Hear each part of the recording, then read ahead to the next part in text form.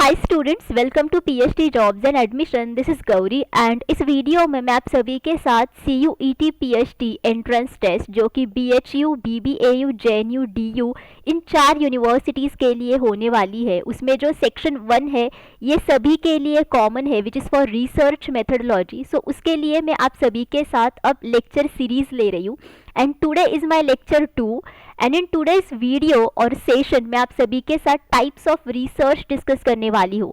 Types of research ये बहुत ही इंपॉर्टेंट टॉपिक है रिसर्च मेथडोलॉजी का, जिसके ऊपर आपको काफ़ी सारे MCQs different PhD entrance test में पूछे जाते हैं and CUET PhD entrance test में भी आपको इस टॉपिक के ऊपर काफ़ी सारे MCQs पूछे जाएंगे। ओके, सो स्टूडेंट्स, इस वीडियो में मैंने जितने भी सारे MCQs आप सभी के साथ एक्सप्लेन किए हैं उनकी जो डिफ़िकल्टी लेवल है उन्हीं डिफ़िकल्टी लेवल के साथ आपको MCQs CUET PhD entrance test में पूछे जाएंगे। दैट्स वाई ये वीडियो आप सभी को एंड तक देखना है ताकि आपके जो डाउट्स है वो तो क्लियर हो ही जाएंगे, बट आपको एक प्रकार की आइडिया मिल जाएगी कि एग्जैक्टली किस प्रकार के MCQs आपको टाइप्स ऑफ रिसर्च टॉपिक के अंतर्गत पूछे जाते हैं। Okay, so now let us begin. So as you know that PhD common entrance test है, NTA ने आप सभी को नोटिफिकेशन दिया है जिसमें सेक्शन 1 ये रिसर्च मेथडोलॉजी के लिए है जिसके ऊपर आपको 50% MCQs पूछे जाएंगे एंड सेक्शन 2 ये कंसर्न सब्जेक्ट के लिए है जिसके लिए आपको 50% MCQs पूछे जाएंगे एंड आप सभी स्टूडेंट्स को 50% मार्क्स स्कोर करने हैं तब भी आपको PhD कॉमन एंट्रेंस टेस्ट को क्वालिफाई, आपको एक क्वालिफिकेशन का आपको मार्कशीट मिलेगा। ओके, सो जिसे क्वालिफाई करने के लिए हम सारे स्टूडेंट्स को research methodology complete course provide करते हैं, जिस कोर्स की मदद से सारे students PhD common entrance test को क्वालिफाई करते हैं। इसमें आपको full syllabus video lectures provide किए जाते हैं जिसमें थियोरीज एंड MCQs दोनों के ऊपर भी लेक्चर सीरीज अवेलेबल है। आप सभी को full syllabus notes and mock test provide किए जाते हैं। सो बेसिकली हमारे पास ऐसे 10 मॉक टेस्ट अवेलेबल है। Each mock test contains 40 MCQs। That's overall आपके इसमें 400 MCQs कवर हो जाते हैं। मॉक टेस्ट को सॉल्व करने के बाद आप आपका प्रिपरेशन लेवल जांच कर सकते हो। इसमें आपको 1500 से भी ज़्यादा MCQs का रिवीजन PDF प्रोवाइड किया जाता है, जिस रिवीजन PDF की मदद से सारे स्टूडेंट्स सारे टॉपिक्स को एक ही PDF में रिवाइज करते हैं। उनको गारंटीड 80% MCQs इसी PDF में से मिलते हैं out of 100% MCQs in the research methodology section of the PhD common entrance test. और ये जो सारा स्टडी मटेरियल है ये आपको हिंदी एंड इंग्लिश इन दोनों ही लैंग्वेजेस में प्रोवाइड किया जाता है। सो स्टूडेंट्स, अगर आपको कंप्लीट कोर्स को परचेस करना है देन इधर आप ग्लोबल ऑनलाइन ऐप डाउनलोड कीजिए फ्रॉम द प्ले स्टोर, जिसके लिए लिंक मैंने इस वीडियो के डिस्क्रिप्शन बॉक्स में आप सभी के साथ शेयर की है, या फिर आप इनमें से किसी भी नंबर्स पर जाकर व्हाट्सएप थ्रू ओनली मुझे कॉन्टैक्ट करके इंक्वायरी कर सकते हैं। कोर्स की फीस है सिर्फ 699 एंड इनकम फीस में हम सारे स्टूडेंट्स की गारंटीड सिलेक्शन करवा देते हैं। ओके, सो स्टूडेंट्स, ये जो रिसर्च मेथडोलॉजी कंप्लीट कोर्स है ये आप सभी के लिए रिसर्च मेथडोलॉजी रिवीजन पैकेज की तरह काम करेगा, जिसके थ्रू आपकी रिवीजन मेथडोलॉजी की जो तैयारी है वो काफ़ी अच्छे से हो जाएगी। बिकॉज इस एंट्रेंस टेस्ट में आप 3 कोर्सेज के लिए पेपर दे सकते हो एंड 3 कोर्सेज के लिए रिसर्च मेथडोलॉजी का जो सेक्शन रहेगा वो सभी के लिए कॉमन रहेगा। सो रिसर्च मेथडोलॉजी कंप्लीट कोर्स की मदद से आप सभी स्टूडेंट्स तीनों भी कोर्सेज के लिए प्रिपरेशन कर सकते हो। सो आपको रिसर्च मेथडोलॉजी के लिए सिर्फ एक ही बार प्रिपरेशन करना है एंड बाद में आप 3 पेपर्स को दे सकते हो। Okay, so now let us begin. In doing action research what is the usual sequence of steps. जब भी आप एक्शन रिसर्च करते हो देन उसे करने के लिए यूजुअल सीक्वेंस ऑफ स्टेप्स क्या होने चाहिए? Reflect, observe, plan, act. Plan, act, observe, reflect. Plan, reflect, observe, act. Act, observe, plan, reflect. Now students, action research ये एक रिसर्च का टाइप है जिसमें बेसिकली आपको इमीडिएटली सोल्यूशन चाहिए होता है and that too for the immediate created problem. And that's why action research को बेसिकली क्लासरूम्स में ज़्यादातर इस्तेमाल किया जाता है to improve the teaching and learning process. Okay. So action research करने के लिए सबसे पहले आपको टॉपिक को आइडेंटिफाई करना है। So first of all identify the topic and you can say limit the topic. So identify करने के बाद टॉपिक के जो क्वेश्चंस होते हैं उसको भी एक लिमिटेशन होती है। सो आपको सिर्फ वही एक स्ट्रॉन्ग क्लियर टॉपिक को आइडेंटिफाई करना है, यानी कि रिसर्च प्रॉब्लम को आपको आइडेंटिफाई करना है। Your second step is gather the information. So उसके लिए जितनी भी सारी इंफॉर्मेशन आपको मिलती है इस टॉपिक के बारे में, उन सभी इंफॉर्मेशन को कलेक्ट करो। Then your third step is nothing but what, reviewing related literature, यानी कि जो पिछले रिसर्चर ने जितने भी सारे रिसर्चेस किए हैं उनके रिगार्डिंग जितने भी सारे रिसर्च आर्टिकल्स है या फिर बुक्स है relevant to this research topic, उसको रिव्यू करो।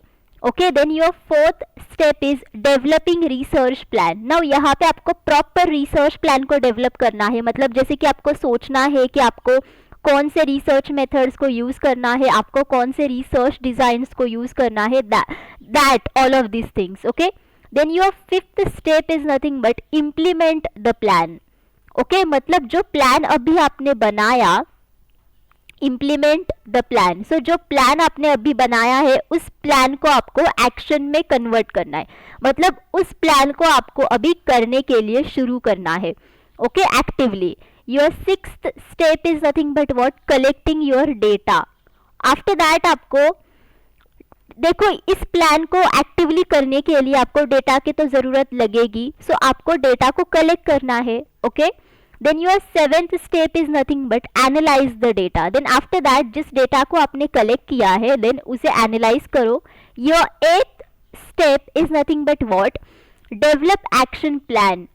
Okay, then after that develop the action plan, develop action plan and share and communicate your results. Okay, and reflect on process. Okay, so data को analyse करने के बाद आपको action plan को develop करना है, मतलब जिस एक्शन प्लान को आपने फर्स्ट स्टेप से लेकर सेवेंथ स्टेप तक किया है उस एक्शन प्लान को आपको प्रॉपरली डेवलप करना है एंड इस एक्शन प्लान को आपको शेयर करना है एंड इसी के थ्रू जो रिजल्ट्स आपको मिले हैं उन रिजल्ट्स को भी आपको कम्युनिकेट करना है, शेयर करना है। ओके, एंड आफ्टर दैट आपको इसी प्रोसेस को रिफ्लेक्ट करना है, which is your ninth step. Reflection का मतलब होता है कि अगर आपको रिजल्ट्स सही मिले हैं देन ऑब्वियसली आप इसे एक्सेप्ट करोगे, बट अगर आपको रिजल्ट्स गलत मिले हैं देन आप फिर से फिर से फर्स्ट स्टेप से शुरुआत करोगे। सो इसे कहा जाता है what, reflecting on process. Okay, so that's why action research के जो स्टेप्स होते हैं ये बेसिकली साइक्लिकल मैनर में होते हैं। 1 से लेकर 9 तक जाओ, फिर से 9 से लेकर 1 तक जाओ, मतलब 9 स्टेप होने के बाद फिर से आपकी फर्स्ट वाली स्टेप आती है। And that's why if you see over here usual sequence जो होता है एक्शन रिसर्च में वो यही होता है कि प्लानिंग करो, एक्ट करो, ऑब्जर्व करो, रिफ्लेक्ट करो, in simple words. Okay, so this is your correct answer which is option 2। Okay, which term is used to refer ex post facto research. Now ex post facto research के लिए आप कौन से term को use करते हैं? Descriptive research studies, applied research, qualitative research, empirical research. Now students, x post facto research का मतलब होता है कि after the fact research. Okay, यानी कि अगर कोई सिचुएशन, इवेंट या फिर कोई फैक्ट्स हो चुके हैं उसके ऊपर स्टडी करना। सो ये बीते हुए फैक्ट्स होते हैं, उसमें जो डिपेंडेंट एंड इंडिपेंडेंट वेरिएबल्स होते हैं इनके बीच के रिलेशनशिप को स्टडी करने के लिए एक्स पोस्ट फैक्टो रिसर्च का इस्तेमाल किया जाता है। जैसे ये बीते हुए फैक्ट्स होते हैं सो इसका मतलब ये होता है कि इसके जो वेरिएबल्स होते हैं इनके ऊपर कोई भी कंट्रोल नहीं रहता है रिसर्चर का, एज इट इज उनको स्टडी करना पड़ता है। Now let us see different types of the research studies over here. Now descriptive research studies ये एक ऐसा रिसर्च टाइप है जिसमें बेसिकली देखो फॉर एग्जांपल अगर आप सोशल साइंसेज में या फिर बिजनेसेस में डिस्क्रिप्टिव रिसर्च को करना चाहते हो देन उसमें डिस्क्रिप्टिव रिसर्च को असल में एक्स पोस्ट फैक्टो रिसर्च कहा जाता है। बिकॉज डिस्क्रिप्टिव रिसर्च में आप बेसिकली एज इट इज़ जितने भी सारे कैरेक्टरिस्टिक्स होते हैं अंडर द स्टडी उनको एज इट इज़ आप एक्सप्लेन करते हो. सो डिस्क्रिप्टिव रिसर्च में जो करेंटली फैक्ट्स होते हैं एंड एज वेल जो बीते हुए फैक्ट्स होते हैं उनको डिस्क्राइब किया जाता है. And that's Y descriptive research studies में जो वेरिएबल्स होते हैं स्टडीज़ के अंदर उनके ऊपर कोई भी कंट्रोल नहीं होता है रिसर्चर का. जैसे कि हमने यहाँ पे एक्स पोस्ट फैक्टो रिसर्च के बारे में देखा था, एग्जैक्टली वही यहाँ पे होता है. That's why descriptive research studies is the another term for x post facto research. That's Y here your correct answer is option 1. Applied research एक ऐसा रिसर्च टाइप है जिसमें बेसिकली आप एक्शन रिसर्च ही करते हो, बट एक्शन रिसर्च करने के लिए आप यहाँ पे किसी भी लॉ को या फिर प्रिंसिपल या फिर थियोरी को अप्लाई करते हो. You apply it and that's why here यहाँ पे अप्लाइड रिसर्च कहा जाता है. क्वालिटेटिव रिसर्च में बेसिकली आप क्वालिटीज़ को स्टडी करते हो. फॉर एग्जांपल अगर कोई भी फेनोमेना है, अगर कोई भी सिचुएशन है या फिर ह्यूमन के फीलिंग्स है उनको स्टडी किया जाता है. Okay. And empirical research is the research जिसमें बेसिकली आप बिलीव्स और यू कैन से जितने भी सारे एविडेंसेस है उसके आधार पर आप ज़्यादा फोकस रहते हो and based upon the evidences and observations आप यहाँ पे रिजल्ट्स देते हो रिसर्च के. Okay. So that's why it is called as what empirical research. Okay. So students PhD common entrance test को क्वालिफाई करने के लिए हम सभी स्टूडेंट्स को पेपर 2 का भी स्टडी मटेरियल प्रोवाइड करते हैं, जिसका मतलब ये है पेपर 2 यानी कि कंसर्न्ड सब्जेक्ट सेक्शन यानी कि सेक्शन 2. ओके. सो इसमें आपको full syllabus notes and MCQs provide किए जाते हैं. सो MCQs में आपको most expected MCQs and PYQs provide किए जाते हैं जिनकी मदद से सारे स्टूडेंट्स पेपर 2 में काफ़ी अच्छे मार्क्स स्कोर करते हैं. यहाँ पे स्क्रीन पर ये जितने भी सारे सब्जेक्ट्स मैंने मेंशन किए हैं इन सारे सब्जेक्ट्स के ऊपर करंटली हमारे पास पेपर 2 का स्टडी मटेरियल अवेलेबल है. अगर आपको किसी और सब्जेक्ट के लिए स्टडी मटेरियल की ज़रूरत है देन आप मुझे कमेंट करके पूछ सकते हो. पेपर 2 स्टडी मटेरियल की फ़ीस सिर्फ 999 है एंड इनकम फीस में हम सारे स्टूडेंट्स का गारंटीड सिलेक्शन करवा देते हैं. टू ज्वाइन आवर कोर्सेज आप इनमें से किसी भी नंबर्स पर जाकर व्हाट्सएप थ्रू ओनली मुझे कॉन्टैक्ट करके इंक्वायरी कर सकते हैं. ओके. सो ये जो पेपर 2 स्टडी मटेरियल है ये आप सभी को पीएचडी कॉमन एंट्रेंस टेस्ट को क्वालिफाई करने के लिए तो बहुत काम आएगा, but apart from that it will be helpful to qualify the interview session also, because interview session में आपको काफ़ी सारे क्वेश्चंस पूछे जाते हैं on the concerned research topic and research subject. Okay. Which of the following is not the critical feature of qualitative research? Now इनमें से कौन सा qualitative research का critical feature नहीं है? Okay, as I have told you earlier, qualitative research is the research type जिसमें हम non numerical data को collect करते हैं, right? So non numerical data यानी कि qualitative data जिसमें basically जो डेटा ऐसा होता है which gives you the quality information, ऐसा डेटा इसमें होता है. ओके. एंड क्वालिटेटिव रिसर्च में आप कोई भी स्टैटिस्टिकल टेक्निक्स या फिर कोई भी न्यूमेरिकल एप्टीट्यूड ऐसा कोई भी नहीं करते हो. इसमें जो अंडरलाइंग फैक्ट्स होते हैं उनको जानने की कोशिश की जाती है, उनको स्टडी किया जाता है, जैसे कि for example philosophical research. Okay, like that. Now let us see the options. Actual settings are the direct source of data.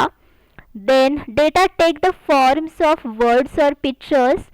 Seeking to establish relationships among major social facts, researcher becomes immersed in the situation, present or past, related to the phenomena.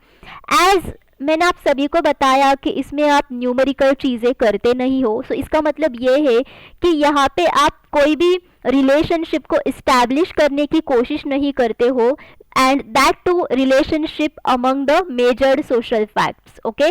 सो इसका मतलब ये है कि यहाँ पे आपका सही answer है option 3, because this is not the critical feature of qualitative research, because qualitative research में relationships को establish नहीं किया जाता है, that too among measured social facts, because measured social facts के relationship को establish करने के लिए आपको statistical टेक्निक की ज़रूरत पड़ती है, एज वेल आपको यहाँ पे न्यूमेरिकल डेटा की ज़रूरत पड़ती है, जो कि क्वालिटेटिव रिसर्च में होती ही नहीं है। एंड यहाँ पे बाकी के ये जितने भी सारे ऑप्शंस है, all of these are the critical features of qualitative research. Okay, given below are two statements. Now यहाँ पे आपको दो स्टेटमेंट्स दिए हैं, स्टेटमेंट 1 एंड स्टेटमेंट 2। सो इन दोनों ही स्टेटमेंट्स को आपको पढ़ना है एंड आपको बताना है कि इनमें से कौन से स्टेटमेंट सही है, कौन सा गलत है। Now let us see the statement 1. First of all, in an experimental research, the control group gets experimental treatment. So यहाँ पे mention किया है कि experimental research में कंट्रोल ग्रुप को हम एक्सपेरिमेंटल ट्रीटमेंट प्रोवाइड करते हैं। सो एक्सपेरिमेंटल रिसर्च में बेसिकली दो ग्रुप्स होते हैं, एक होता है कंट्रोल ग्रुप एंड दूसरा होता है ट्रीटमेंट ग्रुप। सो ये जो कंट्रोल ग्रुप होता है, ओके, इसमें बेसिकली आप रूटीन ट्रीटमेंट देते हो। रूटीन ट्रीटमेंट का मतलब होता है कि कंट्रोल ग्रुप में जितने भी सारे पार्टिसिपेंट्स होते हैं उनको कोई भी ट्रीटमेंट नहीं प्रोवाइड की जाती है। जो रूटीन होता है उनका एज इट इज़ वही यहाँ पे होता है। एंड ये कंट्रोल ग्रुप होता है ताकि हम ट्रीटमेंट ग्रुप के रिजल्ट्स को इस ग्रुप के साथ कंपेयर कर सके, so that we can compare our results and हम हमारे रिजल्ट्स दे सके। दैट्स वाई कंट्रोल ग्रुप को कोई भी एक्सपेरिमेंटल ट्रीटमेंट नहीं दी जाती है, उसमें बेसिकली कंट्रोल्ड पार्टिसिपेंट्स ही होते हैं। ओके, उन पर आप कोई भी एक्सपेरिमेंटल ट्रीटमेंट नहीं देते हो, उसमें सिर्फ रूटीन पार्टिसिपेंट्स होते हैं, दैट्स इट। एंड जो ट्रीटमेंट ग्रुप होता है इसमें बेसिकली असल में एक्सपेरिमेंटल ट्रीटमेंट दी जाती है। सो इसका मतलब ये है कि स्टेटमेंट 1 इनकरेक्ट है। Now let us see statement 2. In an experimental research, the spurious effect of an extraneous variable can be controlled.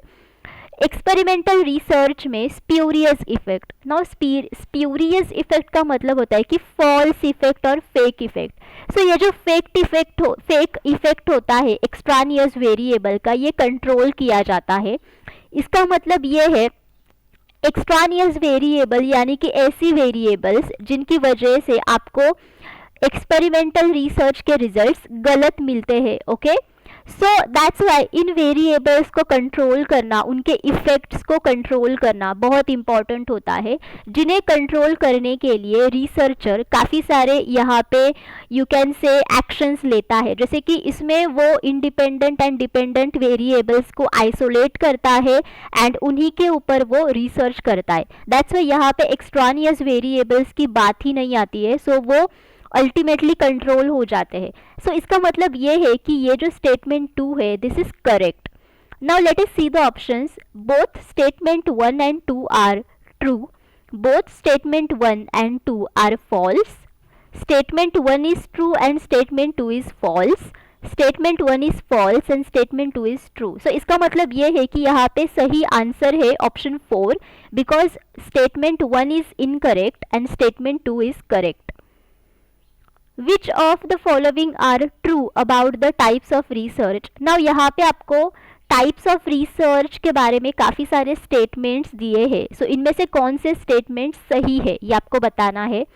Tabulation of demographic statistics is an example of descriptive research. Now descriptive research का ये एक example है कि हम demographic statistics को tables में दिखा रहे हैं और tables में आप इनको क्या कर रहे हो, कन्वर्ट करके आप इनको रिप्रेजेंट कर रहे हो।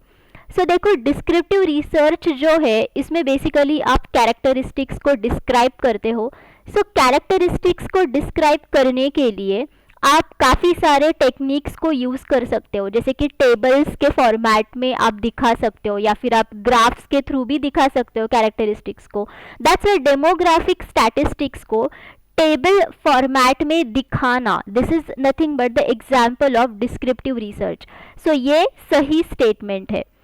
Exploratory research examines the nature and extent of the problem. Now exploratory research ये एक रिसर्च का टाइप है जिसमें बेसिकली आप किसी भी प्रॉब्लम के नेचर को जानने की कोशिश करते हो। बिकॉज एक्सप्लोरेटरी रिसर्च किया जाता है जब आपके पास ज़्यादातर डेटा रिसर्च के बारे में होता नहीं है एंड उस डेटा को कलेक्ट करने के लिए, रिसर्च प्रॉब्लम को अच्छी तरीके से जानने के लिए एक्सप्लोरेटरी रिसर्च को किया जाता है। सो एक्सप्लोरेटरी रिसर्च में बेसिकली आप हाइपोथेसिस को बनाने के लिए जितने भी सारी इंफॉर्मेशन लगती है ओके उसे कलेक्ट करते हो, उसे एग्जामाइन करते हो। सो दैट्स वाई ये भी ऑप्शन सही है, और आई मीन टू से ये भी स्टेटमेंट सही है। The question how is examined through exploratory research. Now ये जो क्वेश्चन है हाउ, और जो क्वेश्चन हाउ से शुरू होता है ओके वो क्वेश्चन बेसिकली हम एक्सप्लोरेटरी रिसर्च के थ्रू एग्जामाइन करते हैं। ओके ये इस स्टेटमेंट में आप सभी को बताया है, जैसे कि हमने अभी देखा राइट कि एक्सप्लोरेटरी रिसर्च में बेसिकली आप nature and extent of the problem को एग्जामाइन करते हो। दैट्स वाई हाउ क्वेश्चन जो है और हाउ से स्टार्ट होना जो क्वेश्चन होता है ओके सो उसमें बेसिकली आप एक्सप्लोरेटरी रिसर्च नहीं करते हो, और उसके लिए आप एक्सप्लोरेटरी रिसर्च नहीं करते हो बिकॉज हाउ से जो क्वेश्चन स्टार्ट होता है उसे एग्जामाइन करने के लिए आपको इधर डिस्क्रिप्टिव रिसर्च की ज़रूरत पड़ती है या फिर एक्स पोस्ट फैक्टो रिसर्च की ज़रूरत पड़ती है, बिकॉज एक्सप्लोरेटरी रिसर्च आपको व्हाट क्वेश्चन का आंसर देता है। ओके सो ये गलत स्टेटमेंट है। Explanatory research identifies causal factors and outcomes of the target population. Now explanatory research ये भी एक रिसर्च का टाइप है जिसमें बेसिकली आप जो रिलेशनशिप्स होते हैं वेरिएबल्स के बीच में उनको एक्सप्लेन करते हो कि वो रिलेशनशिप कैसा है, हाउ इट इज़ देयर, उसे कैसे आइडेंटिफाई किया जा सकता है। सो ये सब चीज़ें दैट्स वाई ये भी स्टेटमेंट सही है। So now let us see the options A B and D, B C and D, A C and D, A B C and D. So यानी कि यहाँ पे आपका सही ऑप्शन है 1 that is A B and D. Which one among the following variables cannot be expressed in quantitative terms? Now यहाँ पे आपको काफ़ी सारे वेरिएबल्स की नेम्स प्रोवाइड किए हैं। सो इनमें से कौन से वेरिएबल्स ऐसे हैं जिनको आप क्वांटिटेटिव टर्म्स के थ्रू एक्सप्रेस नहीं कर सकते हो? Numerical aptitude, marital status, socio economic status, professional attitude. Quantitative terms का मतलब होता है कि ऐसे वेरिएबल्स जिनको आप न्यूमेरिकली सॉल्व कर सकते हो, जिनको आप नंबर्स दे सकते हो, जिनको आप क्वांटिफाई कर सकते हो, जिनको आप यू कैन से देखो जिनको आप मेजर कर सकते हो। सो वो variable. So if you see these options, देखो न्यूमेरिकल एप्टीट्यूड को आप क्वांटिटेटिव टर्म्स में एक्सप्रेस कर सकते हो। Okay for example numerical aptitude में अगर आपको स्कोर्स को क्वांटिफाई करना है ओके देन इन स्कोर्स को क्वांटिफाई करने के लिए obviously you can use different quantitative terms. So ये तो ऑप्शन एलिमिनेट हो गया। मैरिटल स्टेटस में भी आप न्यूमेरिकल वैल्यूज असाइन कर सकते हो, जैसे कि 1 value for the single person, then 2 value for the married person, so like that. Okay so ऐसे वैल्यूज असाइन करके आप मैरिटल स्टेटस को भी क्वांटिटेटिव टर्म्स में एक्सप्रेस कर सकते हो। सो ये भी एलिमिनेट हो गया। सोशियो इकोनॉमिक स्टेटस को दिखाने के लिए आप फॉर एग्जांपल इनकम कैटेगरी को क्वांटिटेटिव टर्म्स में एक्सप्रेस कर सकते हो राइट। आप उनके एजुकेशनल क्वालिफिकेशन को भी क्वांटिटेटिव टर्म्स में एक्सप्रेस कर सकते हो। ओके जैसे कि क्वालिफिकेशन है SSC, HSC, graduation, like that. Okay सो ये भी ऑप्शन एलिमिनेट हो गया। सो the remaining option is option 4 that is professional attitude, जिसे आप quantitative terms में express नहीं कर सकते हो because professional attitude is itself a qualitative variable and जिसमें basically काफ़ी सारे feelings होते हैं human के, that's why इन feelings को आप quantitative terms में express नहीं कर सकते हो। So this is your correct answer. Which of the following is characteristic of qualitative research? Now इनमें से कौन सी qualitative research की characteristic है? Generalization to the population, random sampling, unique case orientation, standardized tests and measures. Now qualitative research एक ऐसा research होता है जिसमें basically आप जो underlying facts होते हैं उनको जानने की, उनको study करने की कोशिश करते हो, जिसमें आप qualitative data को collect करते हो right, and this data is nothing but a qualitative data, because इनको आप न्यूमेरिकली मेजर नहीं कर सकते हो। जैसे कि फॉर एग्जांपल प्रोफेशनल एटीट्यूड जो हमने अभी देखा, जैसे कि for example human feelings, and that's Y qualitative research में बेसिकली इन डेप्थ स्टडी किया जाता है किसी भी सिचुएशन का, जैसे कि unique case orientation, because unique case orientation में आप सिर्फ एक ही केस के बारे में स्टडी करते हो जो कि बहुत यूनिक केस होती है, एंड दैट्स उसे क्वालिटेटिव रिसर्च के थ्रू ही स्टडी किया जाता है, बिकॉज क्वालिटेटिव रिसर्च आप सभी को in depth study analysis provide करता है। Okay, so this is your correct answer which is option 3। And बाकी के जितने भी सारे ऑप्शन है, यानी कि generalisation to the population, random sampling, standardised test and measures, ये सभी ऑप्शंस जो है these are the characteristic of quantitative research, not qualitative research. Okay, in an experimental research study, the primary goal is to isolate and identify the effect produced by the dash. Experimental research study में जो हमारा primary goal होता है कि हम variable को isolate करते हैं एंड उसे आइडेंटिफाई करते हैं, उसे आइसोलेट करते हैं एंड देखते हैं कि उसका इफ़ेक्ट दूसरे वेरिएबल पर क्या हो रहा है। सो वो जो वेरिएबल कौन सा है जिसे आप आइसोलेट करते हो एंड जिसके इफ़ेक्ट्स दूसरे वेरिएबल पर क्या हो रहे हैं उसे आइडेंटिफाई करते हो। So whether it is dependent variable, extraneous variable, independent variable, confounding variable.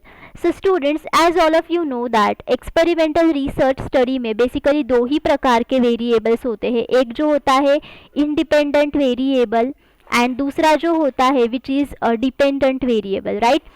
So independent variable को आप isolate करते हो and उसकी values आप मैनिपुलेट करते हो, यानी कि उसकी वैल्यूज़ आप चेंज करते हो, बिकॉज इसका जो इफ़ेक्ट होता है वो डिपेंडेंट वेरिएबल पर होता है। ओके, एंड डिपेंडेंट वेरिएबल के ऊपर इफ़ेक्ट होने के बाद जो वैल्यूज़ आपको मिलती है, so these are nothing but the results of your experimental research.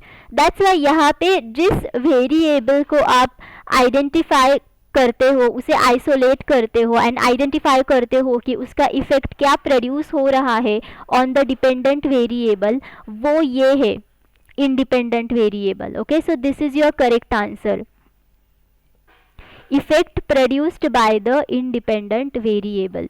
Okay, in an experimental research study, the primary goal is to isolate and identify the effect which is produced by the independent variable. Okay, extraneous variable हमने देखा कि ये ऐसे variables होते हैं जिनकी वजह से आपको रिसर्च के रिजल्ट्स फॉल्स मिलते हैं, दैट्स वाई आप इन वेरिएबल्स को कंट्रोल करते हो by isolating independent and dependent variables under study.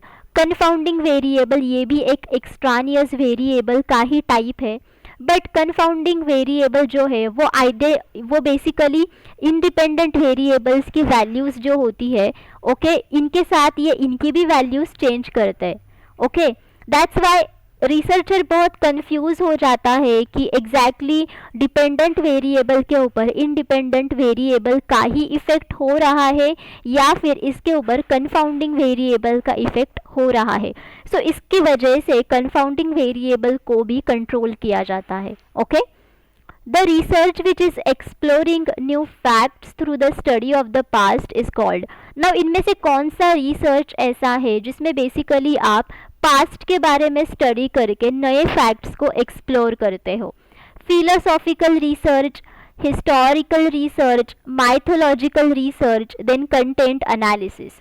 Now students, if you see from all of these options, then content analysis ये कोई भी रिसर्च का टाइप नहीं है, दैट्स वाई ये तो ऑप्शन यहाँ पे एलिमिनेट ही हो जाता है। सो अकॉर्डिंगली इस तरीके से आपको क्वेश्चन को सॉल्व करना है। सो आपके लिए भी बहुत इजी हो जाएगा कि एग्जैक्टली इसका आंसर क्या है। फिलोसॉफिकल रिसर्च में आप फिलोसॉफी के बारे में स्टडी करते हो एंड आप सभी को पता है कि फिलोसॉफी क्या होती है। फिलोसॉफी में बेसिकली हम स्टडी करते हैं कि कोई भी चीज़ दुनिया में कैसी आई है, लाइक दैट। ओके, सो ये ऑप्शन यहाँ पे एलिमिनेट हो जाता है। हिस्टोरिकल रिसर्च में आप बेसिकली पास्ट के बारे में स्टडी करते हो, जैसे कि आप फॉर एग्जांपल पास्ट में जितने भी सारे सिचुएशंस हो चुके हैं या फिर जो आर्टिफैक्ट्स पहले थे पास्ट में, जो डॉक्यूमेंट्रीज पहली थी, जो पुराने लोग थे उनके बारे में स्टडी किया जाता है, एंड दैट्स उनको स्टडी करने के बाद उनके थ्रू जो नए फैक्ट्स एक्सप्लोर किए जाते हैं उनको यहाँ पे बताया जाता है। सो इसका मतलब ये है कि इस क्वेश्चन का सही ऑप्शन है वो है आंसर दिस वन, ऑप्शन 2, यानी कि historical research. Okay, mythological research में मिथ्स के बारे में स्टडी किया जाता है, एंड मिथ्स का मतलब होता है कि जो कहानियाँ होती है जो आप सुनते आए हो, सो दैट, ओके, सो उनके ऊपर स्टडी किया जाता है। So this option also gets eliminated. Descriptive research includes, now इनमें से ऑप्शन में से कौन से ऑप्शंस डिस्क्रिप्टिव रिसर्च में आते हैं? Fact finding inquiry on social events and system, hypothesis testing, ex post facto research, all of the above. So descriptive research को एक्सपोस्ट फैक्टो रिसर्च भी कहा जाता है, ये हमने देखा था। सो ये तो ऑप्शन इसमें आ ही गया, right. But apart from that देखो, डिस्क्रिप्टिव रिसर्च में बेसिकली आप जो फैक्ट्स हो चुके हैं उसके ऊपर भी स्टडी करते हो, एंड जो अंडर गोइंग फैक्ट्स है उनके ऊपर भी स्टडी करते हो। सो इसका मतलब ये है कि जो सोसाइटी के बारे में जो फैक्ट्स होते हैं या फिर किसी और दूसरे टॉपिक के बारे में जितने भी सारे फैक्ट्स होते हैं, यहाँ पे उन फैक्ट्स के जितने भी सारे कैरेक्टरिस्टिक्स होते हैं उनको आप यहाँ पे डिस्क्राइब करते हो। सो इसका मतलब ये है कि उनके डिस्क्राइब करने का जो तरीका होता है जिससे आपको पता चलता है कि फैक्ट फाइंडिंग इंक्वायरी क्या है on all of these social events and systems. So ये भी एक ऑप्शन है जो कि डिस्क्रिप्टिव रिसर्च में इंक्लूड होता है। एंड जैसे कि मैंने आप सभी को बताया कि आप डिस्क्राइब करते हो यहाँ पे डेटा को, जैसे कि टेबल फॉर्मेट में या फिर ग्राफिकल फॉर्मेट में। एंड ऑल्सो अगर आपने हाइपोथेसिस आपके पास पहले से ही है, ओके, जिस हाइपोथेसिस को आपके पास दिया है through the facts, okay, so in that facts basically आप हाइपोथेसिस को टेस्ट भी कर सकते हो by using the descriptive research, okay, because इसमें आप स्टैटिस्टिकल मेथड्स का इस्तेमाल करके हाइपोथेसिस को टेस्ट भी कर सकते हो, एंड इट इज़ पॉसिबल। सो ये भी एक ऑप्शन ऐसा है जो कि डिस्क्रिप्टिव रिसर्च में आ सकता है। That's why here your correct option should be 4, that is all of the above. So students, thank you for watching this session. I hope all of you understood everything. जितना भी मैंने आप सभी के साथ टाइप्स ऑफ रिसर्च के बारे में डिस्कस किया है, बट अगर आपको किसी भी क्वेश्चन में कोई भी डाउट है देन आप मुझे कमेंट करके पूछ सकते हैं, मैं आप सभी को रिप्लाई दूंगी।